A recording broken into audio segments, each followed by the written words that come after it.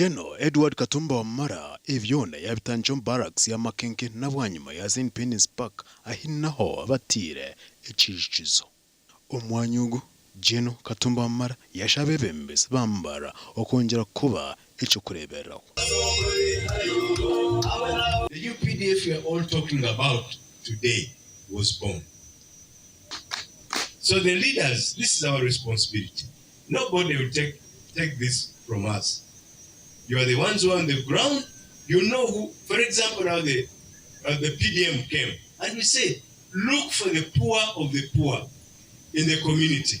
But then you find the leaders themselves were the first to get into PDM and the poor were left behind.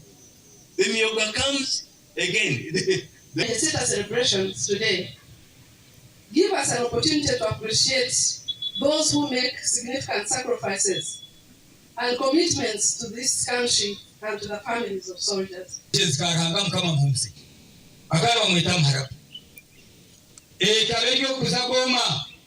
So now our first team is President Museveni. The rest can wait. Can do what? Can wait. We need to start telling our people how to save. Because if you don't save, you can't invest. And if you can't invest, you can't grow. DG say, leave no one behind. And we are very gratified that we are never left behind as women of this country. More about the details of what has been done, both engineer projects. Bwanyuma UPDF yakwasa abeebembezi aba ebintu byabarwa mu miliyoni zarenga 30 ebintu bikwera omu marwaro omu mashomero n'ahandi hingi. Twazo mu disitulikiti y'Isingiro erizoba iherya UPDF ryakwasa omu butongore abeebembezi b'Isingiro ebine byombekirwe ari mpama na Mbare Primary School okuvumbekera n'ekyombeko kya outpatient department. Abarwanire ombwire ovanje kugamba bimwe abibarabiremu.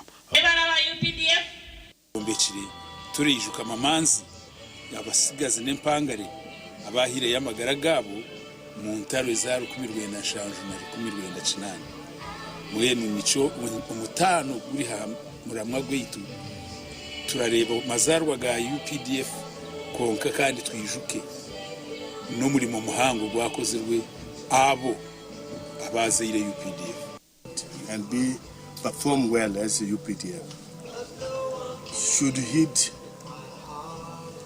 the character of UPDF, the discipline of the UPDF, to respect the population of Uganda and then work with the people at peace so that the people come closer to the people and help the people to sort out the problem of Uganda.